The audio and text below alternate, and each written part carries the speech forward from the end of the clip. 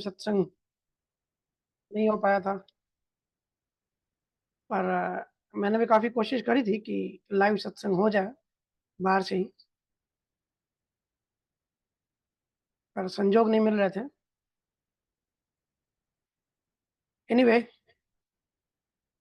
गुरु महाराज की जो गुरु महिमा अंग है, उसी को आज कंटिन्यू करते हैं। पहले हमने 9 साखियाँ कंप्लीट करी है, हालाँकि बहुत सारी साखियाँ हैं, बहुत बड़ा ग्रंथ है, तो समय लग रहा है, लेकिन ठीक है। मैं ऑलवेज़ कहता हूँ कि हमको क्वांटिटी नहीं, क्वालिटी पे काम करना है। बहुत सारी साखियों के पीछे भागने से बेटर एक साखी भी अगर गुरु महाराज की अच्छे से समझ गए तो ज्ञान का सार समझ जाएँगे,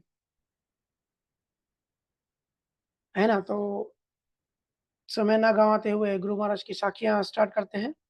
उसके बाद अगर समय बचेगा तो फिर क्वेश्चन आंसर सेशन लेंगे। आप लोगों के काफ़ी सारे क्वेश्चन्स हैं और मैं ईमेल्स भी नहीं चेक कर पाया हूँ एंड व्हाट्सएप भी नहीं चेक कर पाया हूँ। और मेरी सबसे रिक्वेस्ट है, अगर किसी को क्वेश्चन हो तो मेरे को तो भेजें ही, लेकिन साथ में पूजा या और किसी को भी भेजें, ताकि वो सब भी नोट कर पाएँ, क्योंकि मेरे से काफ़ी बार मिस हो जाता है। इस संघ में गुरु महाराज ने सतगुरु की बहुत, बहुत ज़्यादा महिमा करी है। वैसे अध्यात्म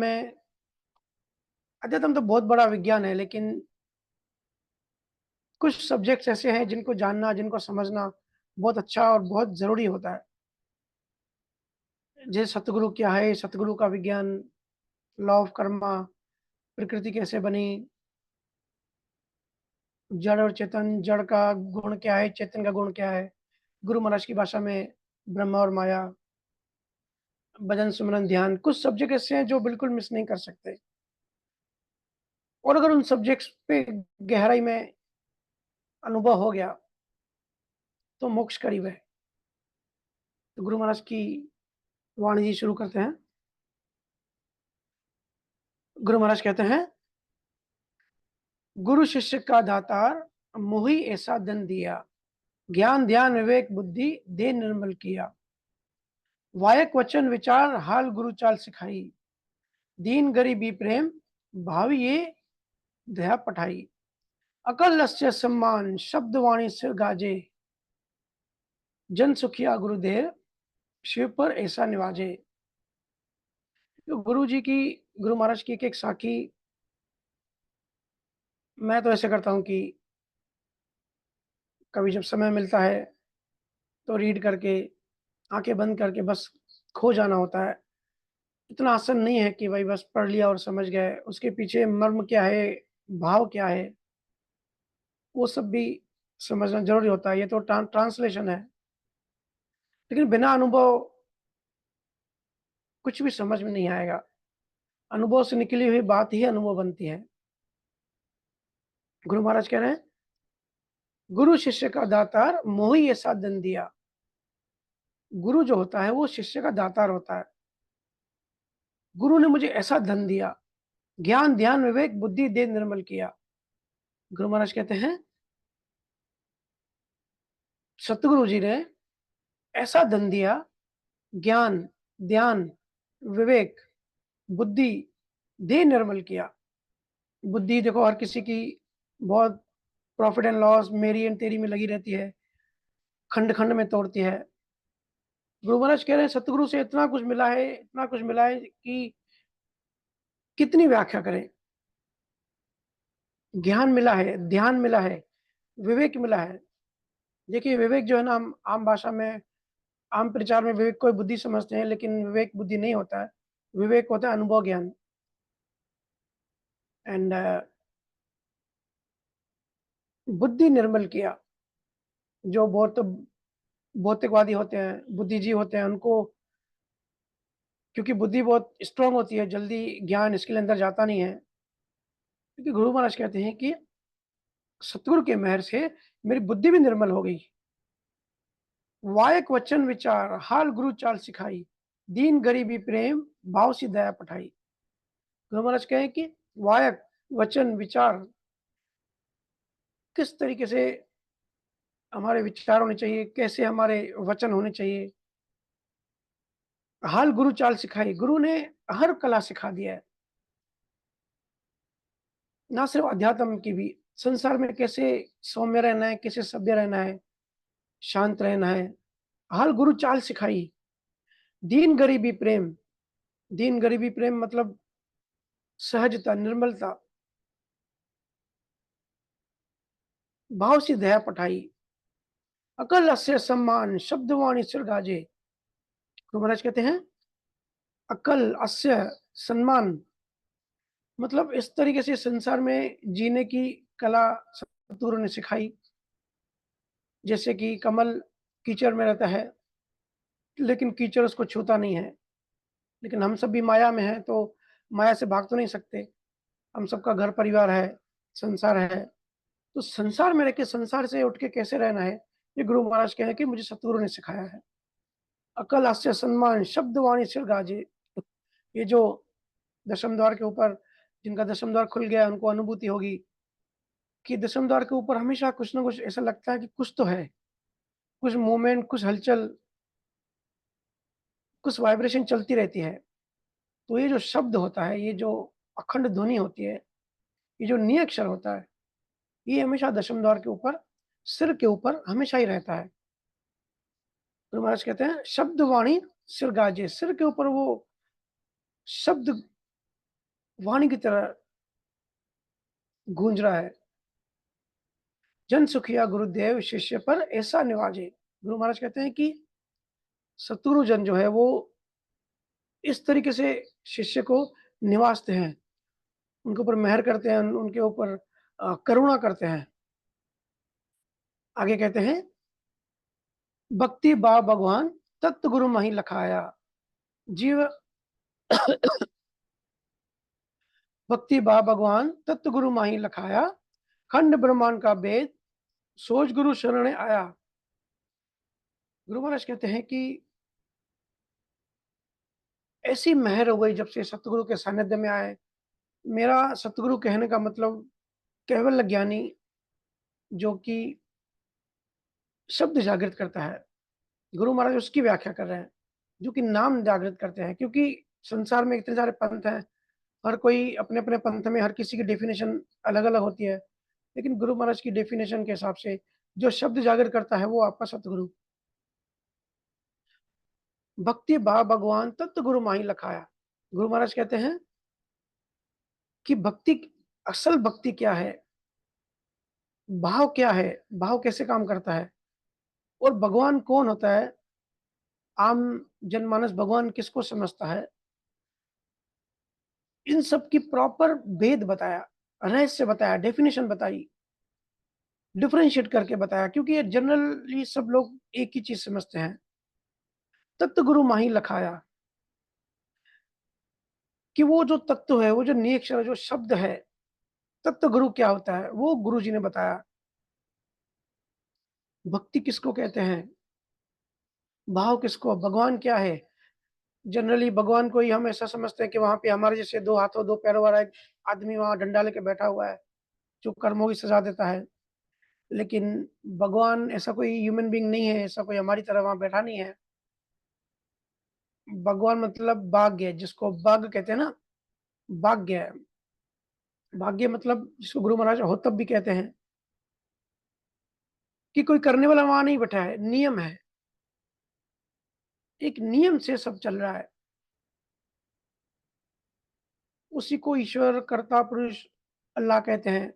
अलग भाषा में, अलग धर्म में अलग शब्द यूज़ किए हैं, पर वो एक नियम होता है। जैसे हमने समझा है पहले कि जीव कैसे जड़ चेतन से बना है, तो जीव असेंबल्ड है। जीव कैसे बना है? ये प्रकृति कैसे बनी है? इसका विज्ञान नहीं समझेंगे तो मोक्ष की बात तो दूर है, मुक्ति भी नहीं मिलेगी। तो यहाँ गुरु महाराज कह रहे हैं कि मेरे सतगुरु ने ऐसी कृपा की है कि एक-एक चीज़ की बारीकी से मुझे ज्ञान दिया। जड़ और चेतन का ज्ञान दिया। कुछ लोग भगवान को, यूनिवर्सल इंटेलिजेंस को ही भगवान समझते हैं, बट वो यूनिवर्सल इंटेलिजेंस जो होती है, जो कॉस्मिक इंटेलिजेंस कहते हैं, वो अलग चीज़ होती है, वो अलग बात है। हमारी तरह कोई वहाँ ऐसे बैठा नहीं हुआ है। तो इस तरीके से गुरु महाराज समझाते हैं, खंड ब्रह्मांड का भेद सोच गुरु शरण आया। खंड क्या है? ब्रह्मांड क्या है? जिसे जिन आप सबको अनुभूति है कि त्रिकुटी तक, त्रिकुटी के फिर आगे दशम द्वार, मेरुदंड तक, तो खंड में ही ब्रह्मांड है, ब्रह्मांड में ही खंड है। हमने पास्ट में इसकी चर्चा करी है। तो गुरु महाराज कह रहे हैं कि हर चीज़ का भेद खोल-खोल के बताया है, रहस्य बताया है। मन चित समता साँझ, शरण ऐसी विद्य पाई, सकल अंग सिर बाँध, भक्ति गुरुदेव पठाई। गुरु महाराज कहते हैं, मन चित समता, मन चित समता साँझ। मन कैसे काम करता है? चित्त का विज्ञान क्या है? समता, साँच। साँच का मतलब विश्वास। शरण ऐसी विद्य पाई। गुरु महाराज कहते हैं कि शरण किस तरीके से मिलती है? एक शिष्य को क्या अर्पण करने से गुरु की तरफ से रिफ्लेक्शन आता है? सत्य क्या है? मन, चित्त, बुद्धि, अहंकार कैसे काम करता है? इसका विज्ञान क्या है? इसका तत्व क्या है? इसका रॉ मटेरियल क्या है? देखो, सब कहते हैं कि जब अहंकार शून्य हो जाता है और ये जान लो मैं कौन हूँ तो मोक्ष है। लेकिन मैं कौन हूँ ये सिर्फ बोलने से थोड़ी जानोगे। पूरा विज्ञान समझना पड़ेगा ना, रॉ मटेरियल समझना पड़ेगा, तत्व समझना पड़ेगा। कैसे कब शुरुआत हुई? हमारा असेंबलिंग क्या है? ये ऐसा है कि जैसे एक रोबोट समझ जाए कि उसको कैसे कोडिंग करके बनाया गया है, ये मशीन कैसे बनी है। जब मशीन की अवेयरनेस इतनी बड़ी बढ़ जाए कि वो समझ जाए कि कैसे वो बनाई गई है, तो बनाने की जब विधि समझ में आ जाती है, तब उससे मुक्त होने की विधि भी अनुभव में आ जाती है। इसलिए गुरु महाराज कहते हैं, मन चित समता साँच, शरण ऐसी विद्य पाई, सकल अंग सिर पाँव, भक्ति गुरुदेव पठाई। गुरु महाराज कहते हैं, सकल अंग सिर पाँव, पाँव से लेके सर तक भक्ति गुरुदेव पठाई। कहने का मतलब गुरु महाराज का ये है कि ए टू जेड भक्ति मार्ग में या मोक्ष के विज्ञान में जो भी सब्जेक्ट्स है, जो भी ज्ञान है, जितना भी ज्ञान है, गुरु महाराज की सतगुरु की कृपा से वो पूरा भेद मुझे समझ में आ गया। कुछ भी हाइड नहीं रखा, कुछ भी छुपा के नहीं रखा। ए टू जेड सब बता दिया, सिर से लेके पाँव तक। भक्ति गुरुदेव पठाई, ऐसो कर उपकार शिष्य की प्रगट कियो। गुरु महाराज कहते हैं कि ऐसा उपकार किया है मेरे ऊपर सतगुरु ने कि शिष्य को प्रकट कियो। शिष्य को प्रकट करने का मतलब निअक्षर प्रकट कियो। देखो, शिष्य भी शिष्य तब पैदा होता है जब उसके अंदर शब्द जागृत होता है। जैसे माँ के लिए कहते हैं ना कि जब कहते हैं कि किसी को बेटा होता है, तो ये माँ बन गई, ये बाप बन गया, तो वो औरत पहले औरत होती है। डिलीवरी के समय वो माँ बनती है, तब एक नया रिश्ता स्टार्ट होता है। कहते हैं ना कि ये पापा बन गया, तो बच्चा आ गया तब वो पापा बनता है।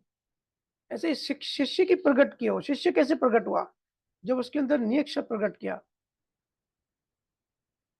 देखो, कई लोग मेरे से क्वेश्चन करते हैं कि भैया आत्मा तो सब जगह है, परमात्मा हर किसी के अंदर है, फिर ये जागृत कैसे होता है? जागृत करने की ज़रूरत क्यों पड़ती है? देखो, ये बात सही है, वो सत्य तो हर किसी के अंदर है ही। सत्य अंदर है, सत्य का मार्ग भी अंदर जाता है। लेकिन वो जो सत्य है, वो अप्रगट रूप से हर किसी के अंदर है, सोया हुआ है। आत्मा तो है लेकिन सोई हुई है। तो उसको जागृत करने का, उसको अप्रगट जो शब्द है उसको प्रकट करने का काम सतगुरु करते हैं। तब कहते हैं कि नी अक्षर, क्योंकि वो अक्षरों में नहीं आता, 52 अक्षरों में उसकी डेफिनेशन नहीं दी सकती। तो गुरुओं ने, केवल ज्ञानी ने उनको नाम दिया नी अक्षर, नी शब्द, कि उसके बारे में बात नहीं कर सकते। वो कुदरती कला, वो ऐसी कला है जो सतगुरु के पास होती है, लेकिन उसका कोई डेफिनेशन नहीं दे सकते। पर ये है कि सतगुरु प्रकट कर देते हैं, उसी समय सतगुरु और शिष्य का रिलेशन बन जाता है। जन सुखिया गुरुदेव, राजनभ खंड सिर। गुरु महाराज कहते हैं, हे गुरुदेव, जब ये शब्द प्रकट हुआ, जब आपकी ऐसी दया मेहर हुई, तब ऐसा लगता है कि पृथ्वी के जो 9 खंड हैं, पूरे ब्रह्मांड के हम राजा हो गए। सबके हम सरताज हो गए। ये आप सब जीवों को भी जैसे-जैसे अनुभूति आगे बढ़ती हैं, आप सब जब बताते हैं कि भैया ऐसा अनुभव हो रहा है कि हम सबके ऊपर हैं। ऐसी हेलीकॉप्टर दृष्टि बन जाती है कि प्रकृति की बारीकी भी दिखाई देती है। तो यहाँ गुरु महाराज उस अवस्था की बात कर रहे हैं। जन सुखिया गुरुदेव राज नभ खंड सिर दिए। हम उसके ऊपर चढ़ गए। नौ खंड पृथ्वी सब हमारे अभी नीचे है। ये बहुत छोटी बात हो गई, हमको तो इससे कंसर्न ही नहीं है। और 12वें नंबर साखी में गुरु महाराज कहते हैं, सतगुरु बड़ा दातार, ताहि जोड़ी नाही कोई, प्रसन्न होए गुरुदेव, दत्त भगते नित सोई। गुरु महाराज कहते हैं कि सतगुरु इतना बड़ा दातार है, ताहि जोड़ी नहीं कोई, उसके कोई जोड़ तो नहीं कर सकते, उसकी कोई व्याख्या नहीं कर सकते, कैलकुलेट नहीं कर सकते कि वो कितना बड़ा दातार है। देखो, जैसे हम अक्सर बात करते हैं, जैसे जीपीएस काम करता है, आपको अगर किसी लोकेशन, किसी एड्रेस पे पहुँचना है, तो आप क्या करते हो? जीपीएस में वो एड्रेस डाल देते हो, फिर आगे मोबाइल रख देते हो, फिर वो जीपीएस आपको जहाँ कहता है कि लेफ्ट जाओ, राइट जाओ, आप चलते रहते हो ना। तो अगर उसमें नकली भी अगर आपको जहाँ पहुँचना है, दूसरी एड्रेस डाल दोगे, तो वो जीपीएस आपको वहाँ पहुँचाएगा।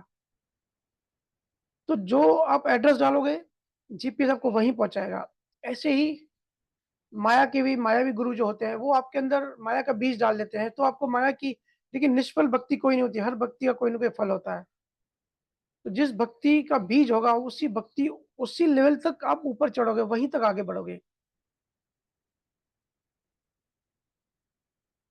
लेकिन कैवल्य का जब सतगुरु बीज डाल देते हैं, तब जैसे एड्रेस डालने से अपने आप वो लोकेशन पे चलते जाते हैं, ऐसे ही जब कैवल्य ज्ञान का जब बीज अंदर पड़ जाता है, तो कैवल्य ज्ञान की राह में, मुक्ति की राह में, परम मोक्ष की राह में हम सहज ही दिनों-दिन, जन्मों-जन्म आगे बढ़ते चले जाते हैं। इसीलिए गुरु महाराज कहते हैं, सतगुरु बड़ा दाता, ताहि जोड़ी नहीं कोई। हम इतने बड़े बंधन में हैं और उस बंधन को खोलने वाला जो सतगुरु है, वो ऐसी चीज़ दे रहा है, वो इस कायनात में उसकी कोई कैलकुलेशन, कोई मापदंड नहीं हो सकता। प्रसन्न होए गुरुदेव, धत्त भग से नित होई। गुरु महाराज कहते हैं कि और जब गुरु महाराज, सतगुरु जब प्रसन्न होते हैं, तब बहुत सारे रिवॉर्ड या बख्शीश कह लो, कि सहज ही उनसे बख्शीश निकलती है शिष्य के प्रति।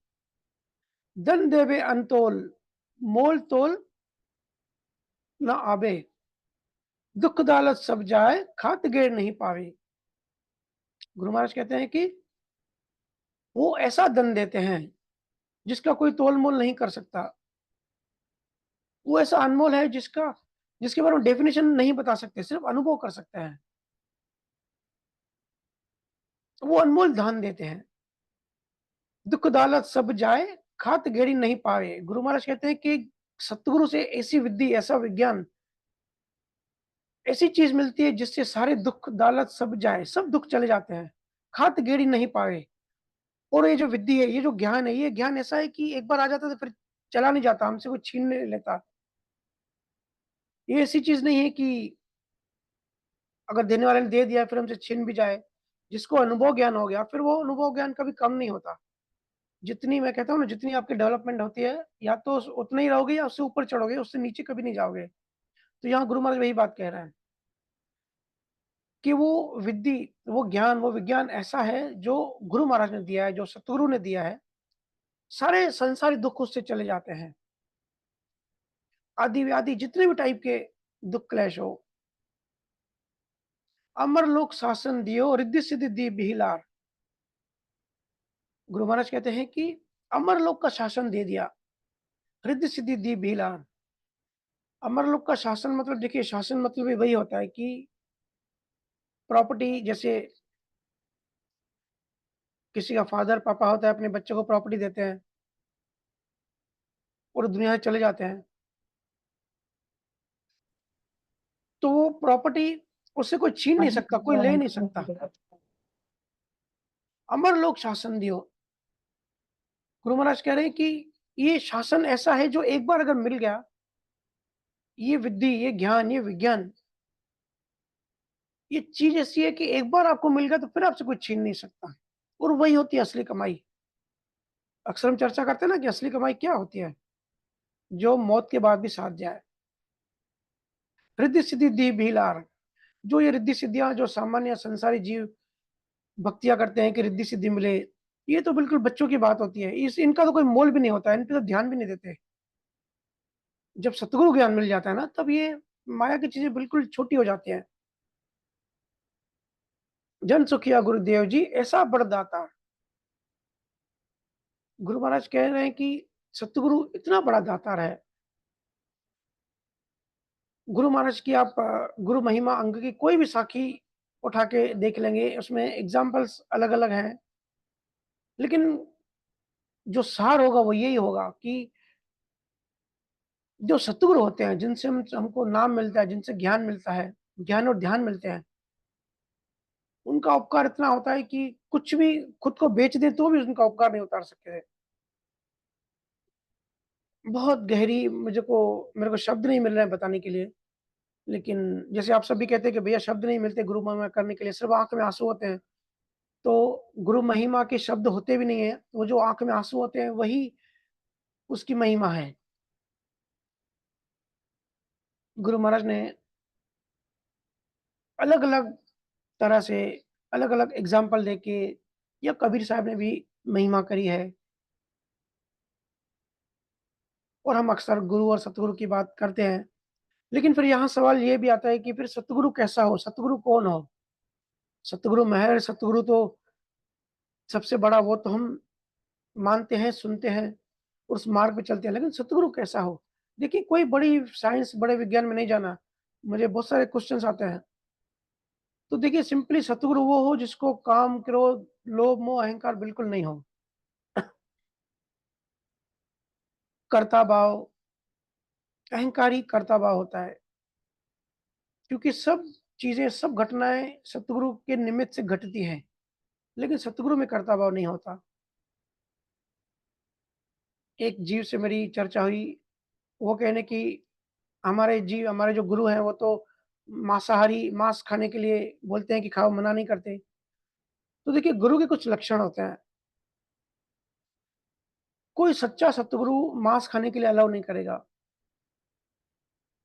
और अगर किसी ने अलाउ किया, तो समझो वो सच्चा सतगुरु नहीं है।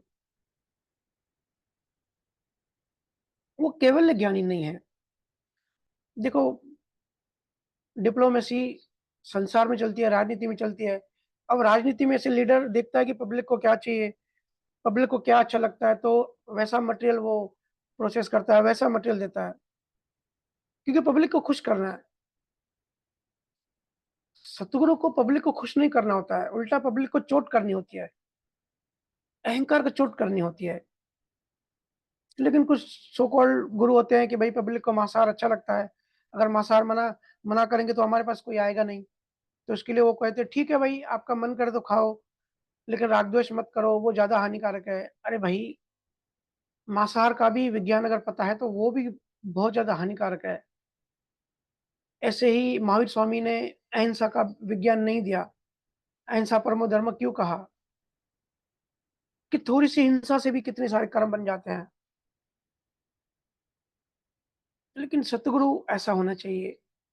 और सतगुरु के बिना क्या अध्यात्म, सतगुरु के बिना क्या मोक्ष, क्या मुक्ति? जैसे शादी होती है समझो, अगर किसी के यहाँ शादी हो रही है, वहाँ पे बैंड बाजा, बारात हो, घोड़ा हो, लाइटिंग हो, डेकोरेशन हो, ये जो कैटरिंग की व्यवस्थाएँ होती हैं, खाने-पीने की, मेनू हो बड़ा, बड़ा सब कुछ तामझाम हो, जो आप सब लोग करते हैं। लेकिन दूल्हा-दुल्हन ही ना हो, तो सब कुछ होते हुए भी वो शादी नहीं कही जाएगी ना। शादी के लिए बेसिक नीड क्या होती है कि एक दूल्हा होना चाहिए, एक दुल्हन होनी चाहिए। तो भले वो सब सेकेंडरी होता है। वो सब आप खाते हो पानी पूरी और क्या कहाँ-कहाँ लाइन लगी होती है मुझे पता भी नहीं। वो सब सेकेंडरी होता है, वो हो या ना हो उससे शादी की डेफिनिशन नहीं होती। शादी की मिनिमम रिक्वायरमेंट होती है, एक दूल्हा, एक दुल्हन, भले तीसरा कोई भी ना हो। ऐसे ही अध्यात्म मतलब सतगुरु और नाम, ये नहीं है तो अध्यात्म नहीं है। सतगुरु और नियक्षर ये नहीं है तो बाकी सब है, जैसे नॉर्मल ज्ञान होता है, नॉर्मल संसारी हम न्यूज़ देखते हैं, वो भी वैसे ही हो जाता है। हम पहले इन्फॉर्मेशन जमा करते हैं कि इज़राइल-ईरान की लड़ाई हो रही है, आज देश भर में क्या हुआ? तो ये भी अध्यात्म की सिर्फ़ इन्फॉर्मेशन होती है हमारे पास। अगर नियक्षर नहीं है, अगर सतगुरु नहीं है, आत्मज्ञानी आत्मा के बारे में बात करता है, ब्रह्मज्ञानी ब्रह्म ज्ञान के बारे में बात करता है। लेकिन गुरु महाराज ने इससे भी आगे की बात कही है। गुरु महाराज कहते हैं, "कह सुखराम सुनो सब ज्ञानी, समझ वेद जो लिए, कैवल्य ब्रह्म परे पद पूर्ण सा, पूर्णता को सिमरन कीजिए।" ब्रह्म ज्ञान से भी जो आगे, जो आत्मज्ञान से भी जो आगे है, जो पार ब्रह्म ज्ञान ज्ञान से भी आगे है, सत्य स्वरूप, जो समय और काल से, स्पेस एंड टाइम से जो परे है, उसका सिमरण कीजिए। हमेशा जो सच्चे गुरु होते हैं अल्टीमेट बात करेंगे, केवल ज्ञान की बात करेंगे, हमेशा ऊँची बात करेंगे। उसका सिमरन करो। पूर्ण पद, पूर्ण पद की भक्ति करना है। लेकिन पूर्ण पद की भक्ति करना भी हर किसी के बूते की बात नहीं होती। बड़ी हिम्मत चाहिए होती है। जो जलने के लिए तैयार होता है, वही भक्ति के क्षेत्र में उतर सकता है।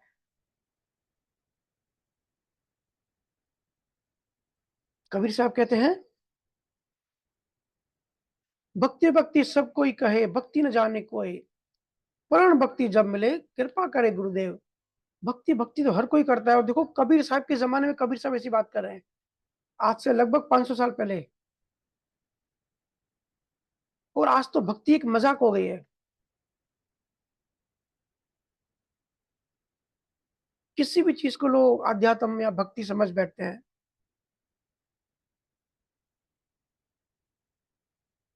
कबीर गुरु की भक्ति करूँ, तज विषया रस चौंध। बार-बार नहीं पाई ये मानुष जन्म की मौज।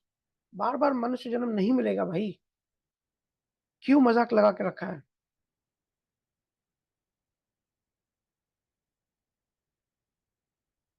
लोग भक्ति में भी संसार लेके आते हैं,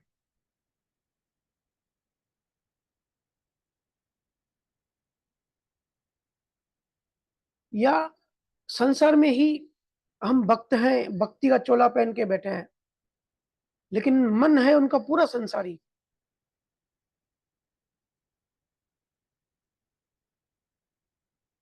मेरे पास लोग आते हैं, लोग कहते हैं कि मैं धन निरंकारी हूँ, मैं राधा स्वामी हूँ, मैं और कौन से पंथ होते हैं, मैं हिंदू हूँ, मैं मुस्लिम हूँ, मैं ये हूँ, मैं वो हूँ, मैं जैन हूँ, मैं राम स्नेही हूँ, मैं आनंदपुरी हूँ।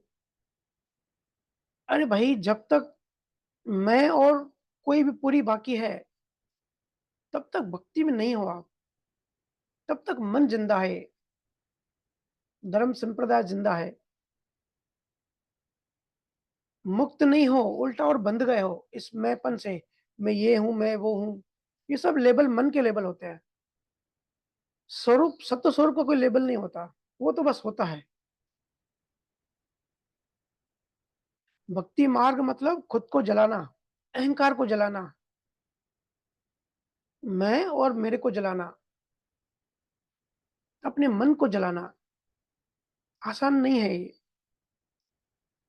अपनी आज़ादी से प्रेम करो, ना कि संसार से। संसार मतलब गुलामी, संसार आपको गुलाम बनाता है। असली सतगुरु और असली भक्ति मुक्त करता है, बाँधता नहीं है। और जो बाँधे, समझो वो रॉन्ग नंबर है।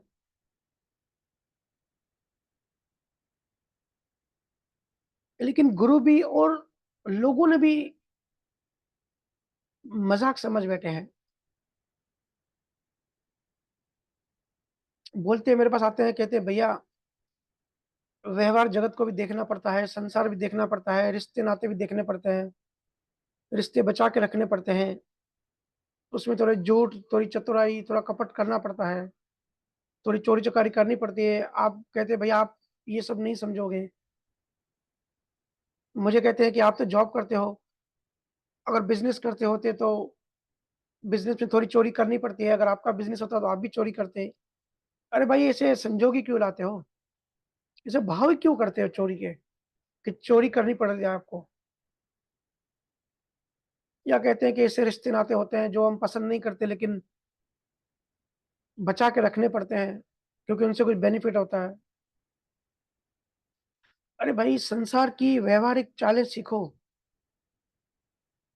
राजनीति करो पर कभी सोचो तो सही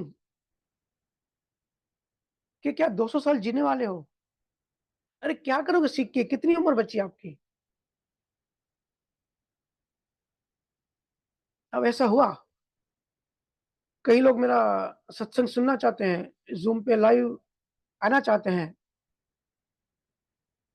अभी रिसेंटली मुझे बताया गया कि पाचौरा में कुछ जीवों को बोला जाता है कि अनिल भैया का ज्ञान ज़ूम पे मत सुनो, अगर सुनोगे तो मैं रिलेशन कट कर दूँगा, बात बंद कर दूँगा।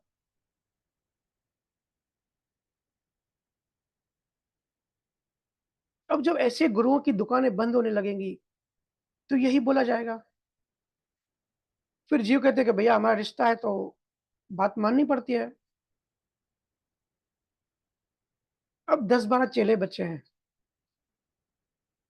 तो उनके अंदर एक डर बैठ गया है कि कहीं ये भी ना भाग जाए। देखो ऐसे होते हैं गुरु, गुरु महाराज ऐसे नकली गुरु की बात नहीं कर रहे हैं, जो भक्ति में भी राग-द्वेष, भक्ति में भी राजनीति लाते हैं। ऐसों को गुरु लोग कहते कैसे हैं? और इसको भक्ति मार्ग कहते हैं। इसको भक्ति नहीं, इसको संसार और राजनीति कहते हैं भाई। भक्ति के नाम से राजनीति। अरे मूर्खों, ना तुम पहले गुरु महाराज का ज्ञान समझे थे, ना कबीर साहब का ज्ञान समझे हो कि वो असल में कहना क्या चाहते हैं, ना अनुभव किए हो, ना ही डिस्चार्ज ज्ञान अच्छे से समझे हो।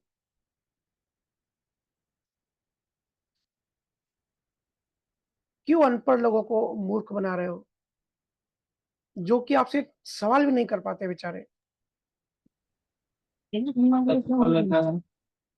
सुमिरन बंद करवा के कुछ जीवों की बुद्धि तो वैसे ही जड़ बुद्धि कर दी है। सुमिरन मार्ग से तो गए, लेकिन डिस्चार्ज ज्ञान ही अच्छे से समझ लेते।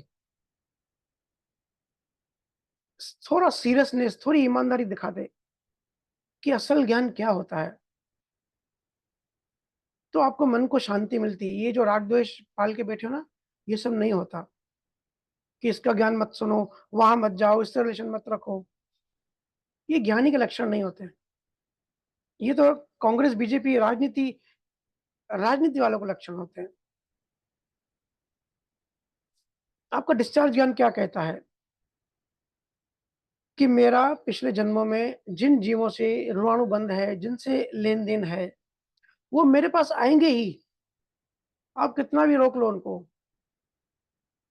फिर तुम क्यों व्यर्थ इतनी मेहनत करते हो, क्यों डरा के दबा के रोक के रखते हो कि वहां नहीं जाना, इससे रिलेशन मत रखना, नहीं सो नहीं तो रिश्ता कट कर दूंगा, बात बंद कर दूंगा।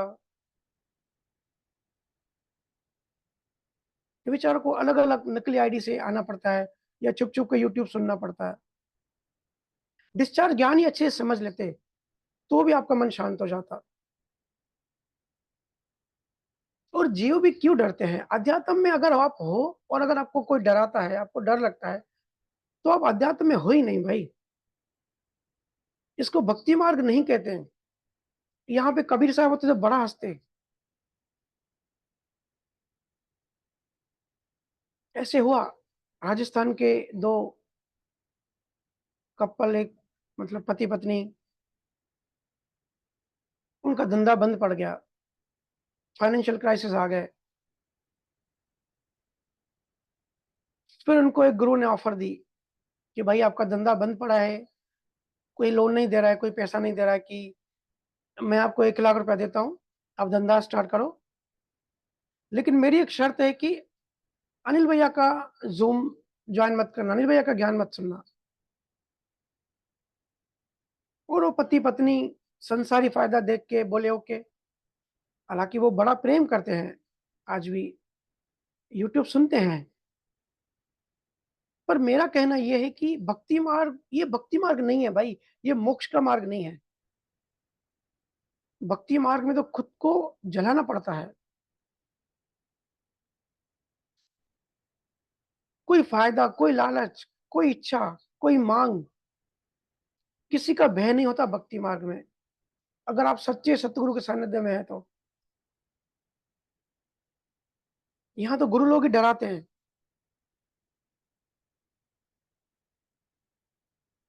ये भक्ति नहीं संसार है। इससे किसी को मोक्ष मार्ग नहीं मिलेगा। सिर्फ़ राग द्वेष ही बढ़ते जा रहे हैं आपके। बेटर है होता कि अध्यात्म का नाम न लेके शुद्ध संसारी राजनीति ही करते। कम से कम एक क्लैरिटी तो होती है कि मैं अभी कहाँ हूँ। ये क्या होता है ना खुद को भ्रमित करने का एक सिस्टम है कि मैं हूँ तो अध्यात्म में, लेकिन मैं राजनीति कर रहा हूँ। ऐसो कोई कबीर साहब कहते हैं, टोटे में भक्ति करे ताका नाम सपूत, मायाधारी मसखरे कहते गए आउट। कबीर साहब कहते हैं कि टोटे में भक्ति करे ताका नाम सपूत, जो सच्ची भक्ति करे भाई, अपना घर खुद का अहंकार जलाने के लिए रेडी है, चाहे कितना भी नुकसान हो जाए, चाहे धंधे बंद हो जाए, सत्य को नहीं छोड़ेंगे।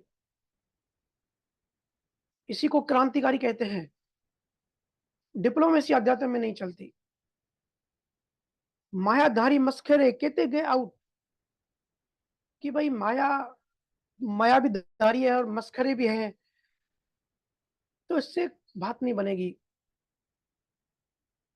और एक जगह कहते हैं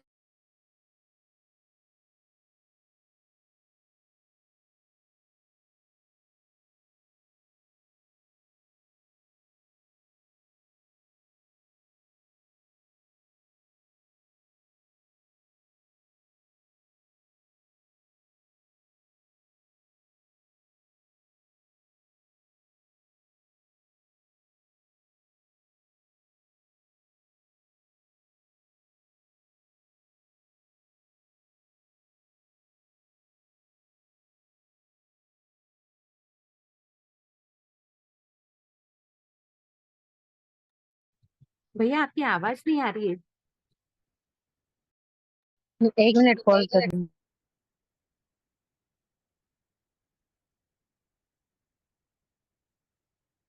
लोक वे दोनों है आए सिर पर काल। अगर डिप्लोमेसी भी रखनी है, संसार भी चले, अध्यात्म भी चले, सबसे बना के ऐसा डायलॉग बोला जाता है कि भाई सबसे बना के रखनी पड़ती है, कहीं झूठ बोलना पड़ता है। तो ये संसारी व्यक्ति का लक्षण है, भक्ति नहीं है। गुरु महाराज जो भक्ति बता रहे हैं, कबीर साहब जो भक्ति बता रहे हैं, ये वो भक्ति नहीं है। खुद के धोखे में मत रखो। मैंने अष्टवक्र पे कुछ अभी कहना शुरू ही किया था। अभी तो अष्टवक्र गीता भी शुरू नहीं करी। तो अष्टवक्र ज्ञान पे अपनी दुकान चलाने वालों को चोट लग गई। अपने यहाँ इलेक्शन करवाई। अरे मूर्खों, मेरे से तो पूछते, मैं बताता। अनपढ़ संसारी जीव कहाँ ये सब समझेंगे? कहाँ उनकी इतनी बुद्धि चलती है? मेरे से पूछते तो मैं बताता कि केवल ज्ञानी जो होते हैं वो 3 तरह का ज्ञान देते हैं। एक परम सिद्धांतिक सनातन सत्य जो हमेशा था और हमेशा है, हमेशा रहेगा, जो कभी चेंज नहीं होता। उसी को आत्मा कह लो, निरक्षर कह लो, परमात्मा कह लो, स्वरूप कह लो, सत्य स्वरूप कह लो, एब्सोल्यूट कह लो। पार ब्रह्म कह लो, नाम कुछ भी दे दो, गुण को समझना है।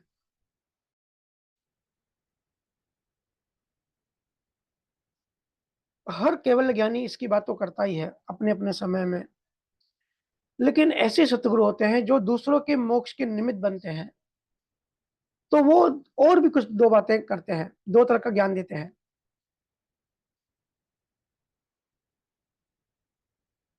जो निमित्त बनता है दूसरे के लिए, वो जीव संवत और काल संवत भी बात करते हैं कि उस जीव के मन की क्या बीमारी है, उसकी क्या चेतना की लेवल है, उसके अकॉर्डिंग कुछ कहीं ज्ञान देते हैं उस जीव को। और कोई ज्ञान काल सम्मत होता है, जैसे सत्ययुग है, त्रेता युग है, अभी कलयुग है, तो कुछ कोई ज्ञान ऐसा होता है जो काल संबंध होता है। जैसे कलयुग में अभी ध्यान की बड़ी महिमा है, सिमरन की बड़ी महिमा है। ये काल संबंध है, हालाँकि इसका पहले भी बेनिफिट था, लेकिन कलयुग में सबसे ज़्यादा इसकी ज़रूरत है, क्योंकि कलयुग में लोगों के मन भरे पड़े हैं कर्मों से, कचरे से। लेकिन ये बात आप नहीं समझोगे, क्योंकि ये समझने के लिए अनुभव ज्ञान चाहिए। कॉपी पेस्ट ज्ञान ये सब नहीं सिखाता। कहने का मतलब ये है, सत्य ज्ञान से लोगों की दुकानें बंद होगी, चाहे वो 15 जीवों की दुकान हो या लाखों जीव की दुकान हो। पर वो दुकानें संसारी हैं, वो अध्यात्म नहीं है, वो भक्ति मार्ग नहीं है। भक्ति मार्ग में डिप्लोमेसी बिल्कुल नहीं चलती। या तो तुम संसारी हो या तो अध्यात्म हो। फिर संसारी बनना है तो अच्छे से बनो, पूर्ण संसारी बनो। ज्ञान भक्ति मार्ग का नकली चोला ओढ़ के मत बैठो। ये और किसी को नहीं, खुद को धोखा देने जैसी बात है। सतगुरु के पास आपके ताले की चाबी है।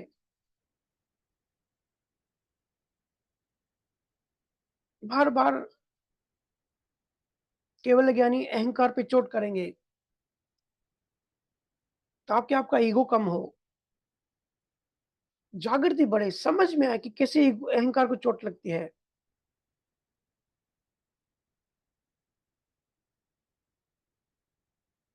ये दुकानें संसार में खोलो भाई, अध्यात्म में नहीं। श्रीमद् राजचंद्र जी ने कहा है, जिसको थोड़ी भी भूख है, थोड़ी भी मांग है, थोड़ी भी इच्छा है, थोड़ी वासना है, अगर गुरु भी है और गुरु की भी ऐसी इच्छा है कि मेरे जीव बढ़े, मेरे शिष्य बढ़े, मेरा नाम बढ़े, मैं सबसे बड़ा ज्ञानी, अगर ऐसी भी अगर तरंग है किसी के अंदर, या किसी गुरु का अगर ऐसा भी भाव है कि भाई ये तो खराब है, इसको मैं सुधारूं, तो ये भी कर्ता भाव है। इससे जीव तो जाते ही हैं, नीचे गिरते ही हैं, गुरु भी नीचे गिरता है। आप सबने देखा ही है, गुरु भी किस लेवल से किस लेवल तक गिरते हैं। ऐसे ही कुछ लोग सिमरन का विज्ञान पूछते हैं कि भैया आप इतना ध्यान सिमरन की बात करते हो, इसका असल विज्ञान क्या है? अभी हर सत्संग में तो विज्ञान की बात तो हम करते ही हैं। मैंने उनको बताया कि भाई जैसे रूम में परफ्यूम होती है, अगर आप परफ्यूम खोल दो, तो परफ्यूम के जो मॉलिक्यूल्स होते हैं, तो पूरे रूम में फैल जाएँगे ना। ऐसे ही मंत्र जाप करने से एनर्जी से मैटर, द्रव्य वाले जो एटॉम्स होते हैं, वो कन्वर्ट हो जाते हैं, वो बन जाते हैं। फिर उससे ग्रेविटॉन पैदा होता है, फिर उससे मास की उत्पत्ति होती है। ऐसे ही आपके, अगर आप एक जगह बैठ के सिमरन कर रहे हो, तो पूरे घर में आप आपके अंदर जितने भी लोग हैं, सबके अंदर भक्ति के एटॉम्स जाएँगे, भक्ति करने की प्रेरणा आएगी, भक्ति के परमाणु बनेंगे उस पूरे घर में। और विज्ञान है भाई, ग्रेविटॉन जैसे फैलता है, जैसे परफ्यूम के मॉलिक्यूल्स जाते हैं, ऐसे ही जब बैठे हो, जहाँ बैठे हो सिमरन करने, आस-पास उसके मॉलिक्यूल्स फैलते हैं। वैसा वातावरण बन जाता है।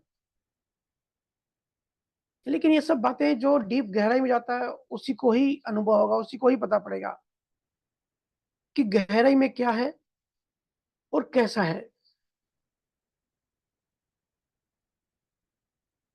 और सवाल यह भी उठता है कि आपके सतगुरु कौन हैं?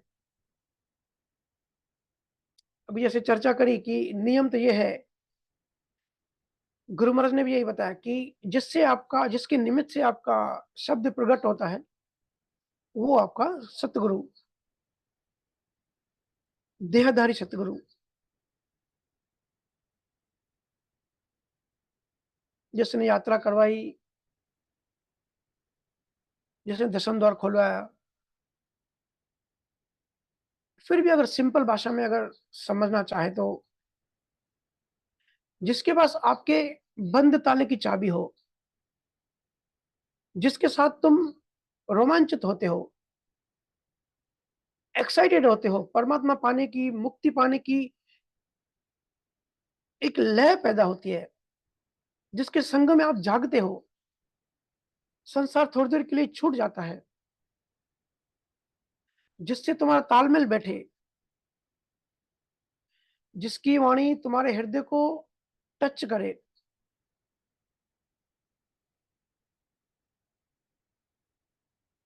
जिसके आगे बैठ के तुम्हारे मन का स्नान हो जाए, वो तुम्हारा गुरु। जिसके ऊपर पूर्ण श्रद्धा आ जाए। देखो, श्रद्धा श्रद्धा बहुत बड़ी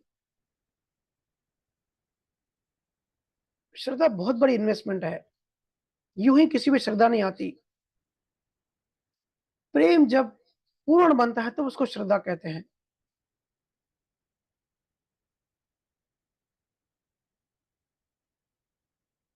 जिसके ऊपर पूर्ण मिटने की मौज हो। जैसे देखो, संसार में भी प्रेमी प्रेमिका होते हैं, तो किसी प्रेमी को कितना भी समझाओ कि तेरी प्रेमिका वो पागल है, वो दिखने में खूबसूरत नहीं है, अच्छी नहीं है, तो भी प्रेमी को वो सब सुनाई नहीं देता। उसके अंदर और कुछ जाता ही नहीं है, सिर्फ प्रेमिका। ये संसारी प्रेम में हो तो भी ऐसा होता है।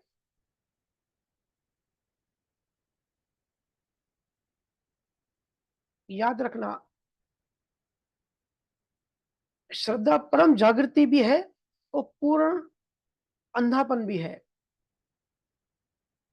जब सारे लॉजिक माइंड, सारे सोच विचार जब खत्म हो जाते हैं, जब छूट जाते हैं, तब श्रद्धा पैदा हो जाती है कि अब मैं बैठ गया जहाज में, अब मैंने अपने आप को पायलट के हवाले कर दिया। अब एक श्रद्धा है पायलट के ऊपर कि ये सर्टिफाइड पायलट है, इसको हवाई जहाज उड़ाना आता है। अब मुझे थोड़ी सी भी शंका नहीं है, थोड़ा सा भी टेंशन नहीं है। अब मैं यात्रा का आनंद लूंगा। इसको कहते हैं श्रद्धा। जब तक श्रद्धा नहीं है तब तक खूब सारा विचार करो, लॉजिक लगाओ, बुद्धि लगाओ, सवाल करो, शक करो। लेकिन जब सारे सवाल खत्म हो जाए, हर किसी की एक पॉइंट आती है जहां सब खत्म हो जाता है, तब श्रद्धा पैदा हो जाती है। तब मर मिटने का एक भाव उठता है। तब वो जो सतगुरु है, उसने जो बात कही, सीधा हृदय में अंदर जाती है। और एक बात याद रखना, जिस पे तुम श्रद्धा रखते हो, तुम वैसे होने लगते हो। जैसे केमिकल रिएक्शन होता है ना, केमिकल प्रोसेस होता है। इवन नॉर्मल प्रेमी प्रेमिका भी एक दूसरे जैसा होने की चाहत रखते हैं। ये तो बड़ी शुद्ध प्रेम है, ये तो बड़ा शुद्ध श्रद्धा है। तो ऐसे ही मन का भी केमिकल प्रोसेस होता है। जिस पे श्रद्धा करोगे, उस जैसे आप बनते जाते हो। इसलिए गुरु बड़ा अच्छे से, अगर आप किसी को गुरु कहते हो ना, तो बड़ा पहले अच्छे से देख लें, समझ लें, अपनी बुद्धि लगा लें। अगर राग द्वेषी ऐसे गुरु, अगर आप ऐसे गुरु को गुरु कहते हो जो मना करे, दूसरा ज्ञान मत सुनो, दूसरे का सत्संग मत जाओ, दूसरे से मत जुड़ो, क्योंकि उनके अंदर डर है कि हमारी पोल खुल जाएगी। वो आपको बांधे रखना चाहते हैं। जैसे कुएं के मेंढक होते हैं ना, कुएं के मेंढक को ऐसे लगता है कि ये कुआं ही पूरा ब्रह्मांड है, क्योंकि वो कभी कुएं से बाहर आते ही नहीं है कि बाहर विशाल समुंदर है, बड़ी खूबसूरत दुनिया है। ऐसे जो बिना अनुभव के जो गुरु बन बैठते हैं, उनके अंदर डर होता है कि अगर ये बाहर जाएँगे, दूसरे का सत्संग सुनेंगे, दूसरी बात सुनेंगे तो हमको छोड़ देंगे, इस बाहर की बात समझेंगे, तो उनको कुएँ के मेंढक कहते हैं। अगर ऐसा ज्ञानी ऐसे के ऊपर आपकी श्रद्धा है तो आप उस जैसे बन जाओगे, राग-द्वेषी सहज आप राग-द्वेष आपको होने लगेगा। सहज ही संसारी बनते जाओगे। आपको पता भी नहीं पड़ेगा, इतना ही सूक्ष्म में काम होते रहेगा। बड़ी चिंता और बड़े तनाव में रहोगे हमेशा। संसार आपको खाने आएगा। कोई मैं फिलोसॉफिकल बातें नहीं कर रहा हूँ, बिल्कुल प्रैक्टिकली आप अनुभव करना, ऑब्ज़र्व करना, खुद पे ट्राई करना। देखो तुम भी वैसे होते जाते हो। तुम सिर्फ़ सरल और सहज गुरु ढूँढना, ताकि तुम भी सरल और सहज हो सको। क्योंकि सहज समाधि भली समाधि की बात क्या होता है? अनुभव ज्ञान की बात क्या होता है? क्या लंबाई बढ़ जाती है? क्या आदमी मोटा हो जाता है, पतला हो जाता है? क्या होता है? इंसान अंदर से बहुत सरल और सहज हो जाता है।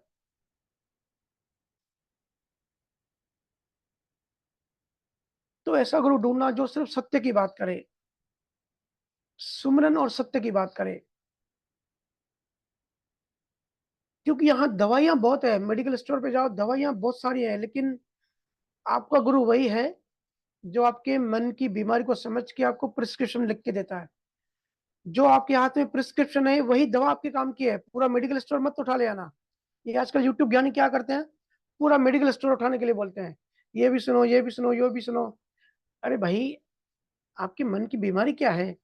छूटना तो मन से है। बुद्ध ने क्या कहा है? बुद्ध ने बड़ी नेगेटिव बात कही है। आत्मा, परमात्मा, पॉज़िटिव बात नहीं कही है कि वो है, क्योंकि बुद्ध ने भी वही कहा कि वो निरक्षर है। उसके बारे में बात नहीं कर सकते, उसकी भाषा ही नहीं बनी है, तो बात कैसे करेंगे? तो फिर किसके बारे में बात कर सकते हैं? जो है मन, संसार, 52 अक्षर, तो इससे मुक्त हो जाओ, शून्यवाद। बुद्ध ने कहा शून्यवाद हो जाओ, आपका आपकी मुक्ति हो गया आपका मोक्ष।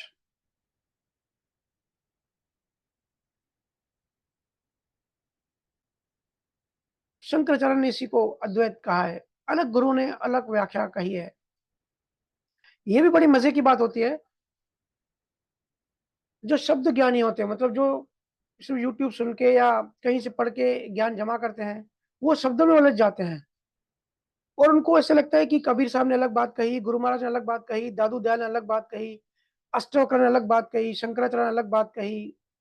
ऐसा नहीं है भाई, जिसको अनुभव ज्ञान होता है ना, उसको ही दिखाई देता है कि सारे ज्ञानी सार की बात कर रहे हैं। कृष्ण जब कहता है कि मेरी शरण में आओ, तो वो कृष्ण अपनी बात नहीं कर रहे हैं, अपने शरीर की बात नहीं कर रहे हैं। कृष्ण भी उसी की बात कर रहे हैं, जिसको गुरु महाराज सत्य स्वरूप कहते हैं, जिसको शंकराचार्य अद्वैत कहते हैं। अनुभव ज्ञानी ही ये समझ सकता है कि सारे जो केवल ज्ञानी हैं, जो ऊँचे लेजेंडरी हो गए, वो सार की बात करते हैं। वो शब्दों में नहीं उलझते, लेकिन ऐसे सो कॉल्ड गुरु शब्दों में उलझ जाते हैं। आत्मज्ञान अलग है, स्वरूप ज्ञान अलग है, सुखराज महाराज का सत्य स्वरूप ज्ञान अलग है, आत्मा का आत्मज्ञान अलग है, पता नहीं क्या-क्या। बड़ी हँसी आती है। कहना तो नहीं चाहता, लेकिन आपकी हरकत ही ऐसी है कि ना चाहते हुए भी बोलना पड़ता है। लेकिन जितना तुम असली सतगुरु में विलीन होते जाओगे, जितना अखंड ध्वनि में विलीन होते जाओगे, उतना गुरु तुम में प्रवेश करता जाएगा और एक समय ऐसी अवस्था आएगी कि तुम रहोगे ही नहीं, सिर्फ़ गुरु ही रहेगा, सत्य शब्द ही रहेगा,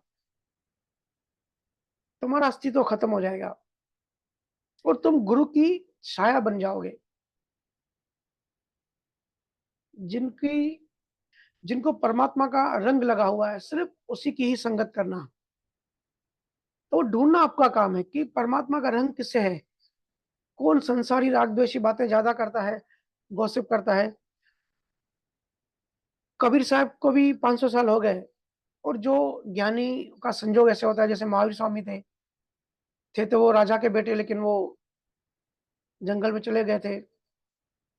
वितरागता का ज्ञान दिया। बुद्ध भी जंगल में चले गए थे, या अष्टवक्र थे या शंकराचार्य थे, सन्यासी थे, तो इनके लिए लोग मुझे कहते हैं कि भैया बड़ा आसान है।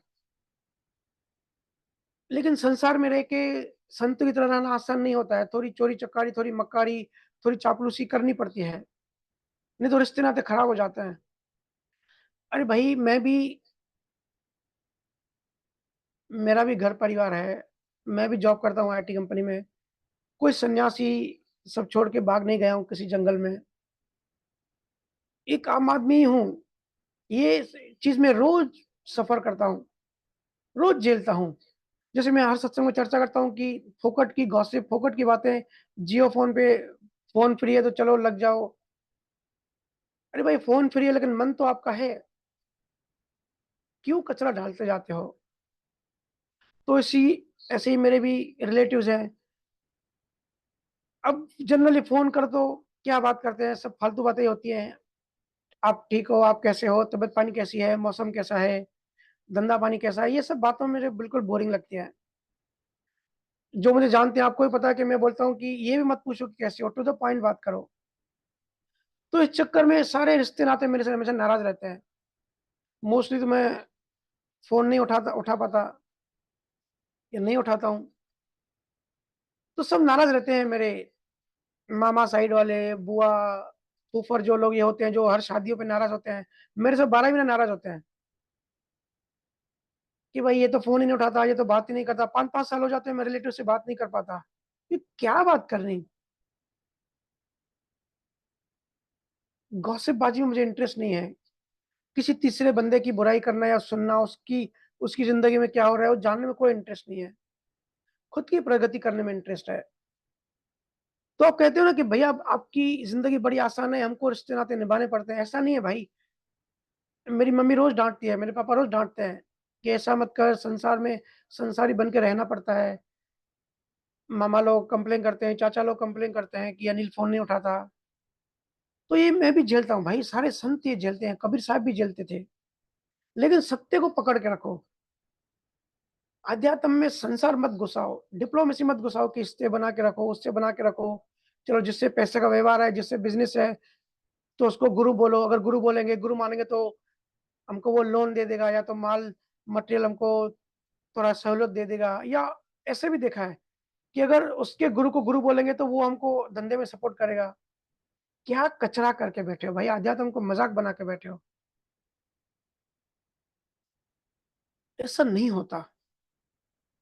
फिर कहते हो हमारा मन खत्म नहीं होता, हमारा मन परेशान करता है, संसार हावी हो जाता है।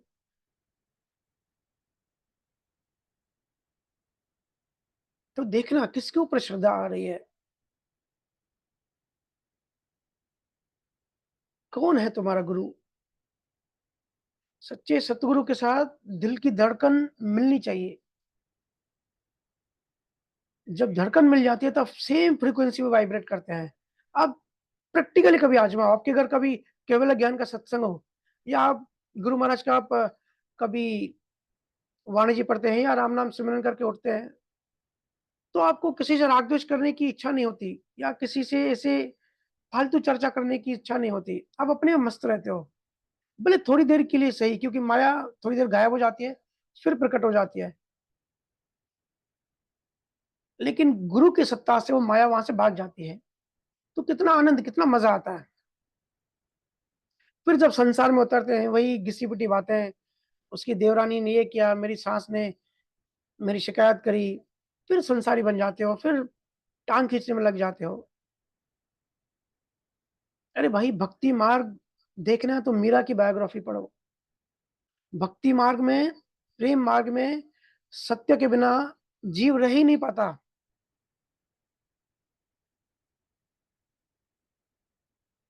मुझे लोग मैसेज करते हैं कि भैया दुकान के बहुत ग्राहकी है, इसके लिए समय नहीं मिल पाता, आपको अनुभूति नहीं बेच पाते। अरे भाई प्रेम कहाँ है? जलता हुआ प्रेम चाहिए। कबीर साहब कहते हैं, "ब्र-भृंगम तन बसे, मंत्र न लागे कोय, राम वियोगी ना जाए, राम वियोगी ना जिए, जिए तो बोरा होए। ऐसा जो संत होता है, इसको असल प्रेम होता है, वो राम के बिना जी नहीं सकता। और अगर जीता है, अगर राम के बिना जीता है तो वो बोरा मतलब पागल हो जाता है। साधु रख सिंदूर की, काजर किया न जाए, तन मन में प्रीतम बसा, दूजा कहां से आए।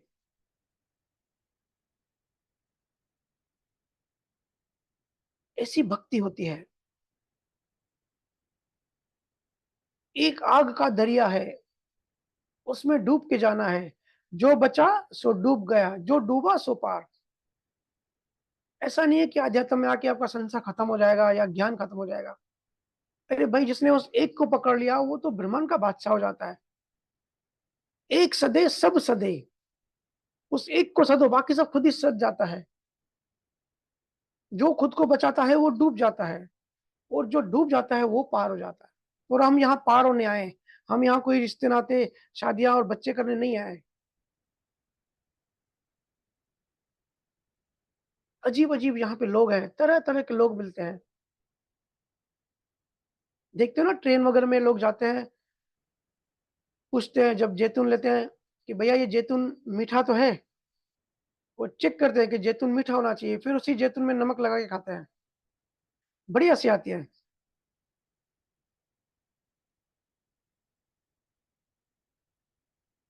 यहाँ लोगों ने गुरु महाराज के ज्ञान का भी मजाक बना के रखा है।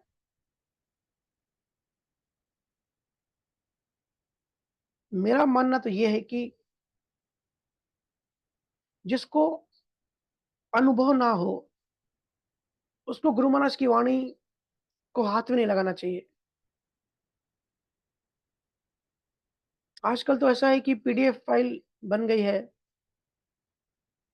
कोई भी गली नुक्कड़ पे गुरु महाराज का ज्ञान खोल के बताने बैठ जाता है, फिर अर्थ का अनर्थ कर देता है। अरे भाई, ये विज्ञान इतना सस्ता नहीं है। ध्यान में डूबना बहुत डिफिकल्ट लगता है। आप ही कहते हैं ना, विचार सताते हैं, विचार सताते हैं, विचार आपको अंदर जाने नहीं देते।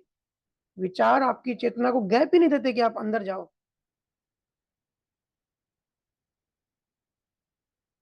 तो पीडीएफ खोला, हमने भी पढ़ा और दूसरों को भी सुना, ये भी विचार है। गुरु महाराज से ज्ञान का सार है निअक्षर और ध्यान, सुमिरन, प्रेम, सतगुरु कला, ये सब बेसिक्स हैं।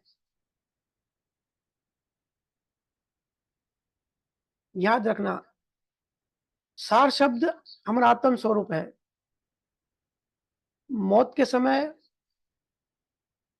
कोई सो कॉल्ड गुरु या कोई राजनीति का एक्सपीरियंस कुछ काम नहीं आएगा, ना ही पैसा काम आएगा। मरते समय देखो, कोई नहीं कहता कि काश मैं और ज्यादा पैसा कमा पाता और मैं 2-4 बिल्डिंग में बनाता।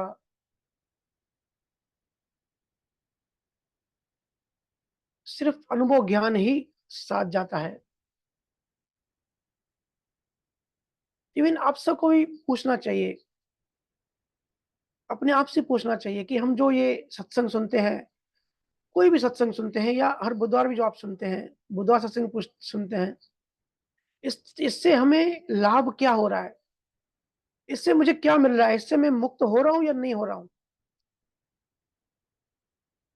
इससे मैं और ज्यादा आध्यात्मिक बन रहा हूं कि नहीं बन रहा हूं। अगर सही ध्यान कर रहे हो, सही और ईमानदारी से ज्ञान सुन रहे हो और जीवन में अप्लाई कर रहे हो, तो एक आंतरिक मजबूती होगी। ये डर नहीं लगेगा कि हमारा रिलेशन खराब हो जाएगा, हमको संसार भी निभाना है, अपने बेनिफिट भी देखने हैं। ये कमजोर मन की निशानी है। जब राइट सत्संग आपके अंदर राइट कम करेगा, तो आपका मन आंतरिक अंदर से मजबूत होगा। फिर डर नहीं लगेगा, भय नहीं लगेगा। नकली गुरु से बिना डरे सच्ची बात को पकड़े रख पाओगे। ये चमचागिरी, चापलूसी, दूसरे को खुश करना, दूसरे को इम्प्रेस करना, ये सब आपसे नहीं होगा। और अगर ऐसा हो रहा है, आपकी चापलूसी कम हो रही है, तो समझना कि मजबूत हो रहे हो, आपका फ़ायदा हो रहा है।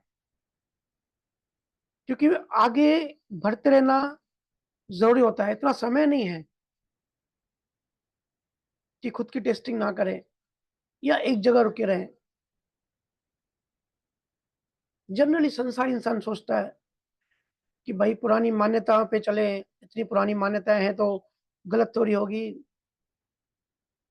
ऐसे सोच रखोगे तो नई क्रांति नहीं कर पाओगे।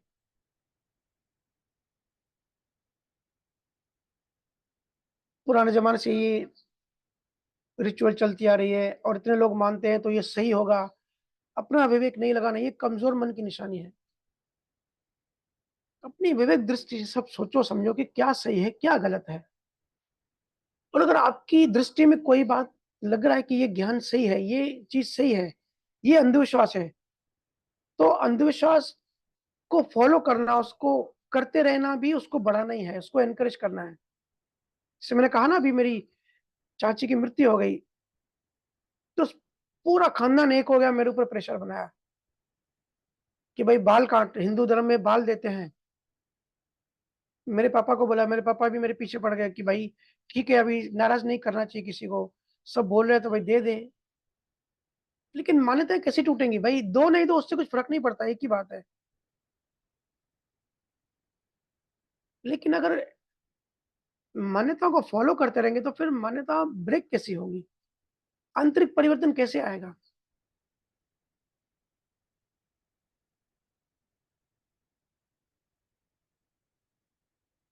कई लोग दूसरों को क्वेश्चन नहीं पूछ पाते। अरे भाई सामने वाले के हित के लिए प्रश्न पूछना पड़े, सत्य बोलना पड़े, बोलो। उद्देश्य एक ही कि किसी के हित में काम हो, किसी का भला हो, कोई सही मार्ग में आए, तो कोई सही ज्ञान में आए। ये धंधे, ये राजनीति, ये चापलूसी, ये संसार, ये लेन-देन कि भाई इससे दोस्ती रखो, बिना ब्याज के पैसे मिल जाएँगे, ये सब कहीं नहीं पहुँचाएँगे आपको। थोड़ा बाहर निकलो इससे। और असली आदमी की पहचान यही है कि बहुत सारे लोग उससे नाखुश रहेंगे, लोग आपसे नाराज़ रहेंगे, जैसे मेरे से रहते हैं। लेकिन उद्देश्य सही होना चाहिए कि किसी के हित के लिए काम कर रहे हैं। कमज़ोर आदमी रिश्तों में खुश रहेगा, चापलूसी करता रहेगा कि भाई नाराज़ मत हो, चलो भाई रिलेशन बना के रखते हैं, रिलेशन खराब ना हो या दोस्ती ना टूटे। ऐसा नहीं, अपनी अंदर की एनर्जी पे काम करो, अपने अस्तित्व पे काम करो। इनर मोस्ट डीपर कोर मालिक कौन है, उसको अनुभव करो। सवाल करो, पूछो कि अष्टवक्र को, रमन महर्षि को भी ज्ञान कहाँ से आया? कबीर साहब ने जो इतना गहरा ज्ञान दिया, गुरु महाराज ने इतना गहरा ज्ञान दिया, केवल ज्ञान दिया, ये ज्ञान उनको भी कहाँ से आया? सवाल करो। कुछ गुरु होते हैं, सवाल करो तो डाँटने लगते हैं या कुछ धर्मों में भी कहते हैं कि आप सवाल मत करो। अगर आपने सवाल किया या शक किया तो आपके अंदर शैतान है, आपकी बुद्धि में शैतान है। जब भी ऐसा कोई कहे तो समझ जाओ भाई ये हमारी बुद्धि में शैतान नहीं, वो जो ऐसा बता रहा है वो खुद ही शैतान है। क्योंकि सवाल करने से वही रोकता है जिसके पास सारे समाधान, सारे जवाब ना हो और गुरु बन के ज़बरदस्ती बैठा है। सत्य को जानो, सत्य पे चलो, क्योंकि ये जो लाभ, ये हानि जिसकी आप प्रॉफिट एंड लॉस कैलकुलेट करते हो ना, जैसे हम सपने में तो बहुत चीज़ें देखते हैं, जैसे ही सपना खत्म होता है तो हम हँसते हैं ना, अरे यार! ये तो सपना था। तो ये लाभ हानि जैसी आपकी मौत होगी ना, आपको हँसी आएगी कि अरे ये तो सपना था। क्यों इतना मगजमारी, क्यों इतना टेंशन, क्यों इतना डर, क्यों इतना भय, क्यों इतना तनाव? क्योंकि सब सपना है, सब नकली है। इन सब का आभास होता है। ऐसा लगता है कि ये सब है। जब इल्यूजन की बात करेंगे डिटेल में कि आज तो विज्ञान भी मानता है कि ये सब इल्यूजन है, ये संसार है ही नहीं। अब आप सब मुझे कैमरा से देख रहे होंगे, एक्चुअल में मैं यहाँ बैठा ही नहीं हूँ, ना ही आप बैठे हो। विज्ञान के हिसाब से ये शरीर में पूरा एम्प्टी स्पेस है। मैटर सिर्फ 0.00001% है। तो इतनी छोटी-सी चीज़ को आप कैसे इतनी महत्व दे सकते हो? स्वरूप में रहो। जो स्वरूप से दूर रहेगा, उसको ये सपने जैसी दुनिया सच लगेगी।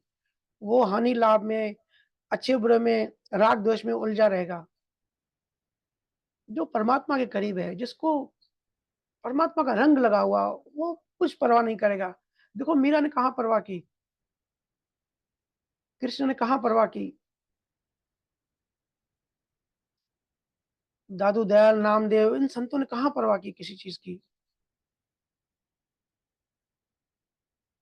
लेकिन संसारी जीव को संसारी 5 इंद्रियों के सुख भोगने की लत लग गई है। इंद्रिय सुख चाहिए सबको, सब इतने पागल हो गए हैं कि बस इंद्रिय सुख की बात होती है हर जगह। अब इंस्टाग्राम खोलो, फेसबुक खोलो, सिर्फ इंद्रिय सुख की बात होती है। अरे भाई रोज़ सुबह उठ के प्रार्थना करो कि मुझे कुछ नहीं चाहिए। मैं जैसा हूँ, ठीक हूँ।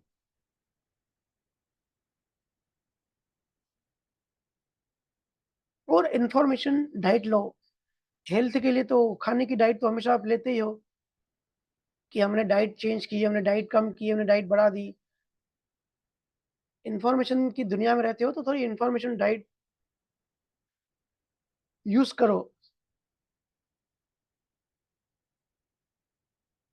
ताक-झाँक करना छोड़ दो, दूसरे ग्रुप में क्या हो रहा है, दूसरे लोग क्या कर रहे हैं, दूसरा परिवार का आदमी क्या कह रहा है या दूसरा गुरु क्या कह रहा है, वो बाहर कहाँ गया, उसकी शादी हो रही है कि नहीं हो रही है, इसने बैंक से लोन लिया है, उसने दुकानें बंद करी, वो ये सामान लेके आया, वो नई गाड़ी लेके आया, ये ताक-झाँक बंद करो। ये जो इन्फॉर्मेशन आपके काम की नहीं है, उसको कंज़्यूम मत करो। कोशिश करो कम से कम हो और जब इन्फॉर्मेशन आपके पास आ भी रही है, तो आपके अंदर कोई तरंग नहीं बननी चाहिए।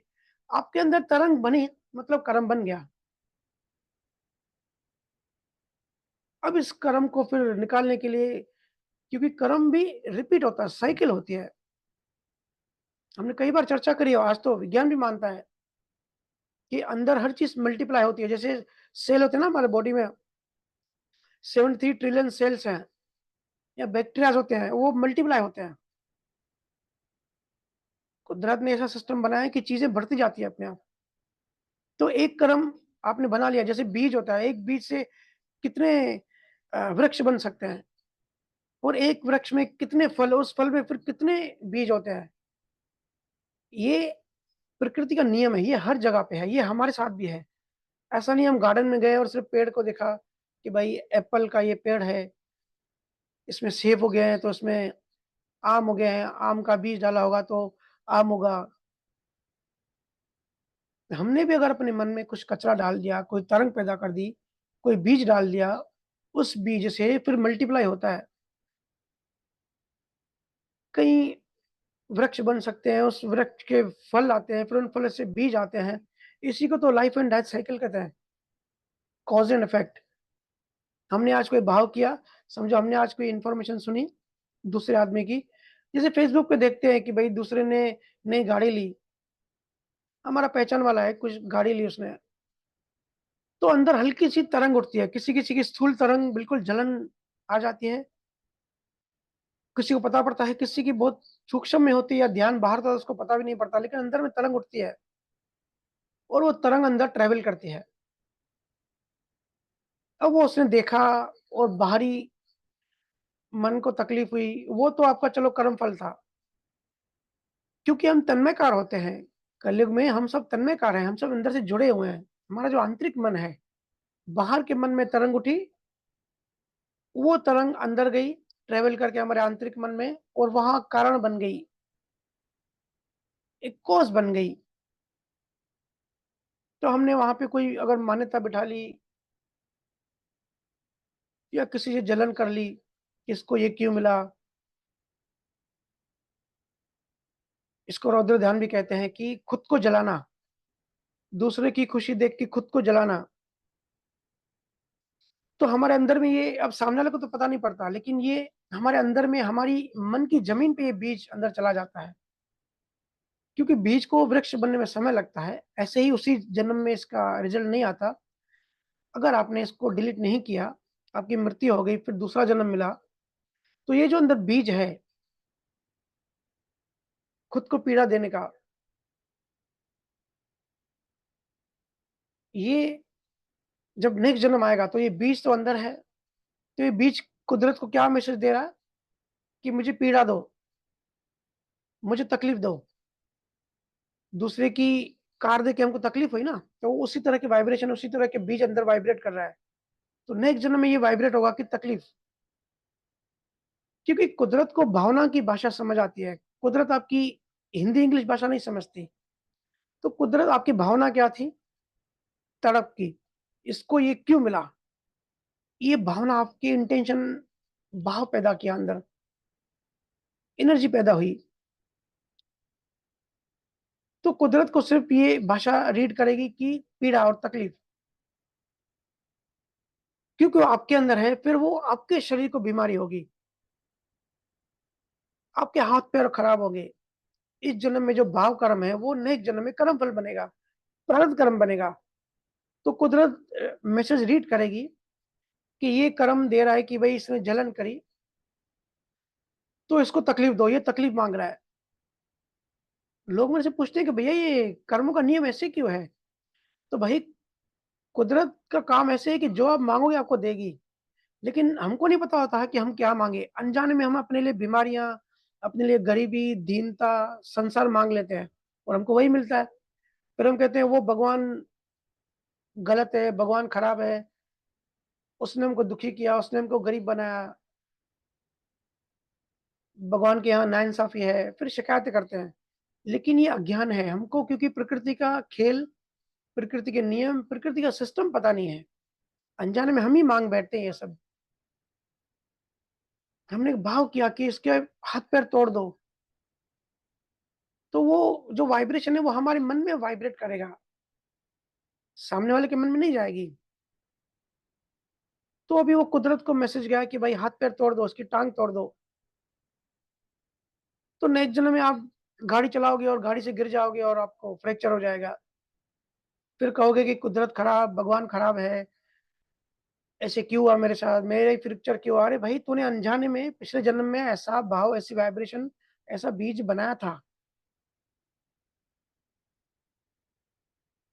तो हर एक चीज़ का विज्ञान, हर एक चीज़ को समझना है, अनुभव करना है। सत्य बहुत बड़ा है, हम बहुत छोटे हैं, समय बहुत कम है, धीमी गति से चल रहे हैं, मंजिल बहुत दूर है, लेकिन रुक नहीं जाना है। जब संसार से आप अपने आप को बचाओगे, संसार से का समय आप बचाओगे, तब तो अध्यात्म में इन्वेस्ट कर पाओगे। संसार बिल्कुल कचरा है, बिल्कुल बदबूदार है। वही हम नेक्स्ट जन्म में अनुभव करते हैं। जब भी आप कहीं जाते हो, जो भी झोपड़पट्टी या जो भी देखते हो ना, रेलवे ट्रैक के बाजू में जो होता है,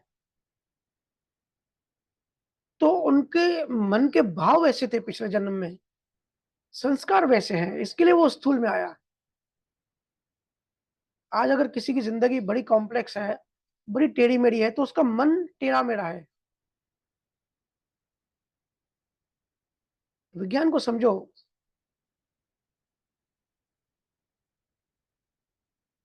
इसलिए हर सत्संग में कोशिश ये होती है हमारी कि अलग-अलग सब्जेक्ट पे अलग-अलग एंगल से रोशनी डाली जाए, ताकि हर सब्जेक्ट में आप एक्सपर्ट बन जाओ।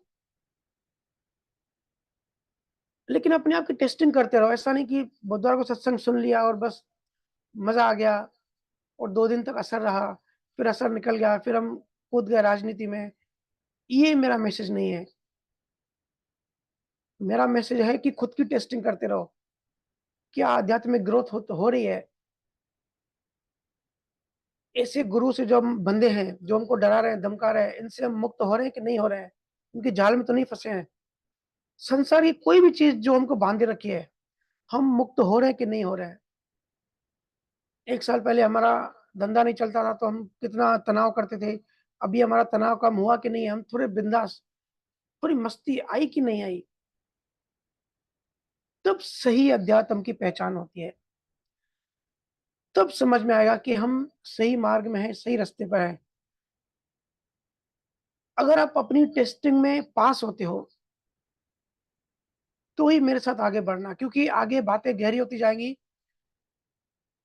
ये जो अध्यात्म की यूनिवर्सिटी है, इसके हर एक सब्जेक्ट बड़ी बारीकी से बताया और समझाया जाएगा। कई लोग कहते हैं कि भैया आधा घंटा भजन सुमिरन नहीं कर पाते, सत्संग सुनने का समय नहीं है क्योंकि दुकान पे इतनी ग्राहकी इतनी होती है, या पूरे दिन जॉब करते हैं। देखो ये सब बहाने होते हैं। 1 डेढ़ घंटा अगर अपनी संसार से नहीं निकाल पाते, तो आप दुकान के मालिक नहीं हो, दुकान आपका मालिक है। आप गुलाम हो असल में। और मेरा उद्देश्य है कि मुक्त होना है सबको। संसार तो आपको देगा ही। आपको दुकान से जितना कमाना है, आप उतना कमाओगे ही। वो लिखा हुआ है, वो कहीं नहीं जाने वाला। बात है आपके आंतरिक मन की, आपकी इच्छा की, आपकी रुचि, आपके इंटरेस्ट की।